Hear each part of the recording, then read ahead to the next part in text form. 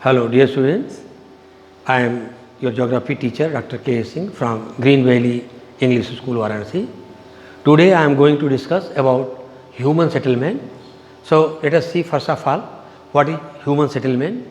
A human settlement is defined as a place of inhabited more or less permanently, means cluster of houses is called settlement. Classification of settlements based on residence: rural, urban.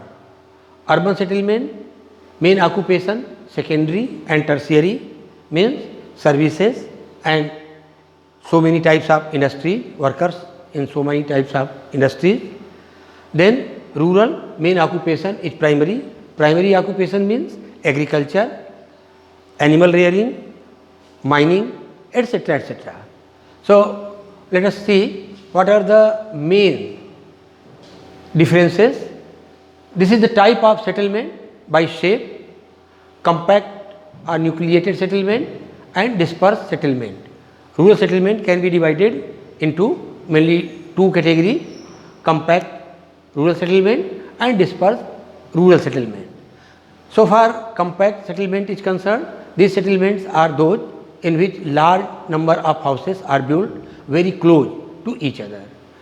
So far dispersed settlement is concerned, houses are spaced far apart and often intercepted with fields. Such settlements develop along river valley and in fertile plains. So far the compact settlement is concerned, and as far as the dispersed settlement is concerned, they are found in hills, plateau and highlands.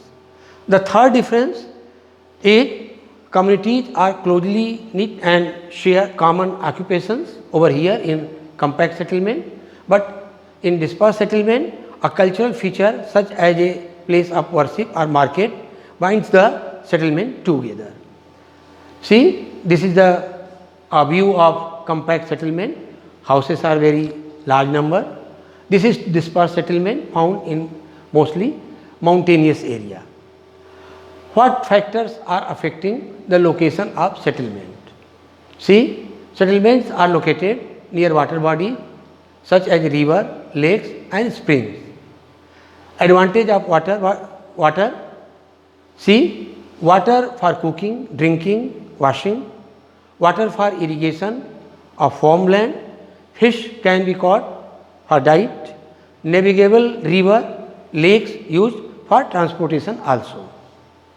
So the second factor which is influencing the location of settlement is land.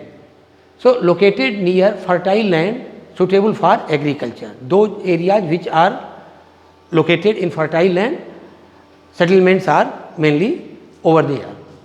So uplands not prone to flooding was chosen to prevent damage, house and loss of life.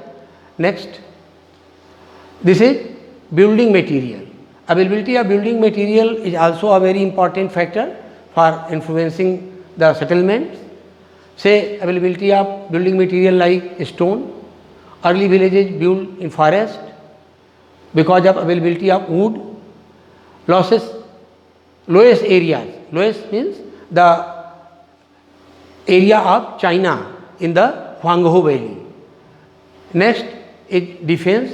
Village built in defensible hills and islands, say in Nigeria, upland, on upland buildings are, settlements are settled over there in Nigeria.